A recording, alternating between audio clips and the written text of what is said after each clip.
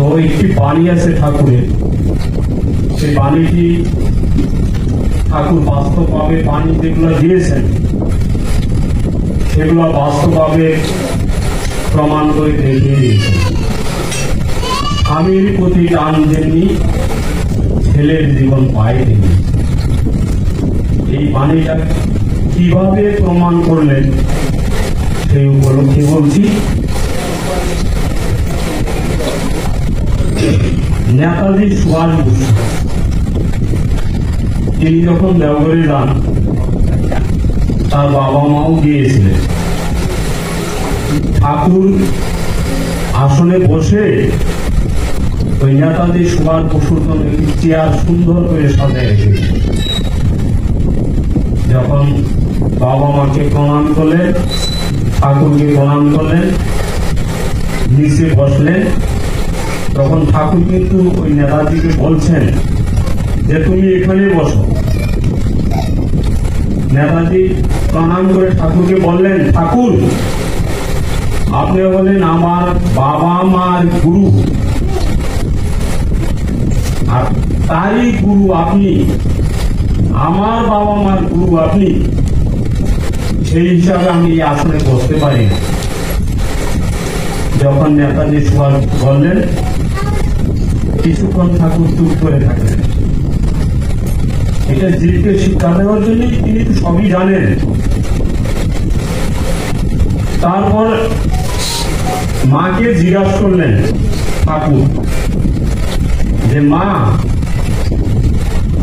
এমন তো সুন্দর ছেলে কিভাবে মাতৃগর্ভে আসে, এত সুন্দর কিভাবে হলো? মাকে যখন প্রশ্ন করলেন, ঠাকুরকে প্রণাম করে মা বললেন যে আপনি একটি বাণী আছে যে স্বামীর প্রতি টান যেমনি ছেলের জীবন পায় তেমনি। আর স্বামীকে যে দেবতা বলে মেনে নিতে হয় সেটা আমি বাস্তবে মেনে নিয়েছি।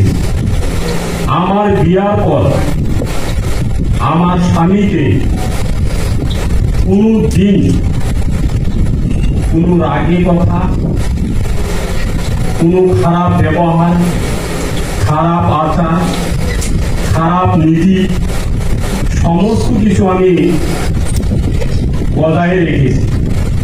স্বামীকে দেবতাই বলে ভেবে নিয়েছি, আর দেবতার আসলেই তিনাকে শ্রদ্ধা ভক্তি করে রেখেছিলাম। তাই আপনার দয়ায় এই সন্তানের জন্ম হয়। তাই ঠাকুর যে বলেন সেটা বাস্তবে দেখান। সেই হিসাবে বুঝতে পারি যে এই যে বললেন স্বামীর প্রতি টান তেমনি ছেলের জীবন পায়। তবে আমরা যাই কিছু বলি, যাই কিছু করি, স্বামীকে ঠাকুর বললেন যে তিনি হলেন দেবতা।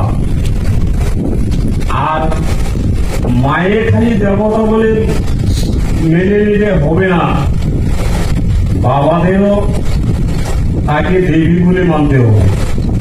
যেমন আমরা সিরিয়ালে দেখতে পাই, লক্ষ্মীনারায়ণের একটি উদাহরণ দিয়ে বলছি, যখন বলে সেখানে বিহারি সাঁওতাল এইসব ভাষী লোক ভেসেছিলেন।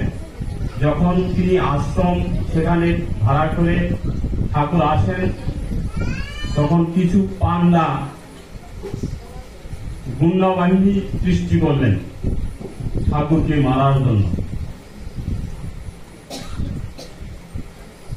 যখন সৃষ্টি করলেন, তো যখন মারবে তাকে একটি উদ্দেশ্য তো বাঁচাইতে হবে, প্রথমে ঝগড়া করতে হবে, হয়তো শত্রুতা ভাব করতে হবে। ঠাকুরের সাথে সমস্ত গুন্ডা বাহিনী শুরু করলেন। ঠাকুর যখন খেতে বসে ওই পাত্রে যায় পেশাব করে দেয়, ঠাকুর কিছু বলে না, ছাট করে রেখে যেটুকু ভালো থাকে সেটুকুই।